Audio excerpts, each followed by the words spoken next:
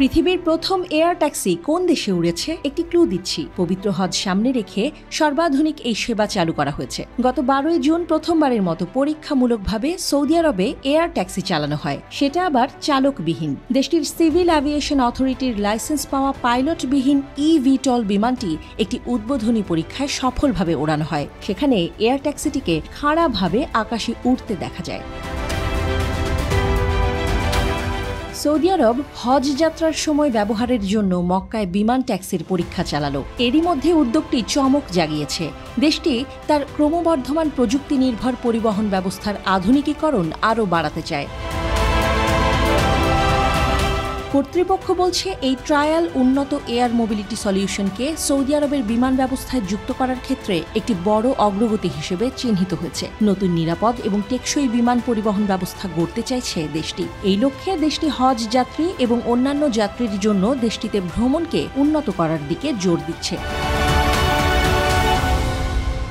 আগামী বছরগুলোতে air ট্যাক্সিগুলো Saudi আরবের পবিত্র স্থানগুলোতে হজযাত্রীদের পরিবহন, জরুরি ভ্রমণের সুবিধা দেয়া এবং পণ্য পরিবহনের জন্য লজিস্টিক পরিষেবা দেয়া সহ বিভিন্ন সেবা দেয়ার কাজ করবে। এটি ব্যবহারের ফলে যোগাযোগ ব্যবস্থায় অনেক সময় বাঁচবে। পাইলটবিহীন ও সমতল থেকে নিয়ন্ত্রণ করার সুবিধাযুক্ত ট্যাক্সিটি একসাথে 2 জন মানুষকে বহন করতে পারে। এই আকাশযান সমস্ত নিরাপত্তার মানদণ্ড মেনে 40 কিলোমিটার পর্যন্ত উঠতে পারে।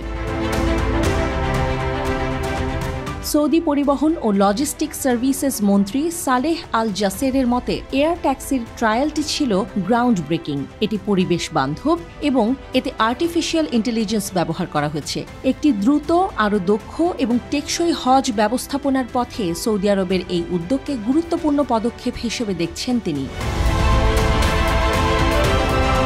তার মতে যথাযথভাবে হজ পালনে হজযাত্রীদেরকে একটি নিরবিচ্ছিন্ন এবং টেকসই অভিজ্ঞতা দিতে সবচেয়ে উন্নত প্রযুক্তির ব্যবহার করা হচ্ছে। এয়ার ট্যাক্সির মতো প্রযুক্তির ব্যবহারকে দেশটির আরও অনেক সেক্টরে প্রযুক্তিগত সক্ষমতার প্রতীক বলে মনে করছেন সৌদি পরিবহন মন্ত্রী। তিনি জোর দিয়ে বলেছেন যে এই উদ্যোগটি কৃত্রিম বুদ্ধিমত্তা দিয়ে চালানো সবচেয়ে সেরা পরিবহন প্রযুক্তি। এর মাধ্যমে পরিবেশ বান্ধব পরিবহন মডেলগুলি গ্রহণ করার লক্ষ্যে সৌদি আরব এগিয়ে গেল।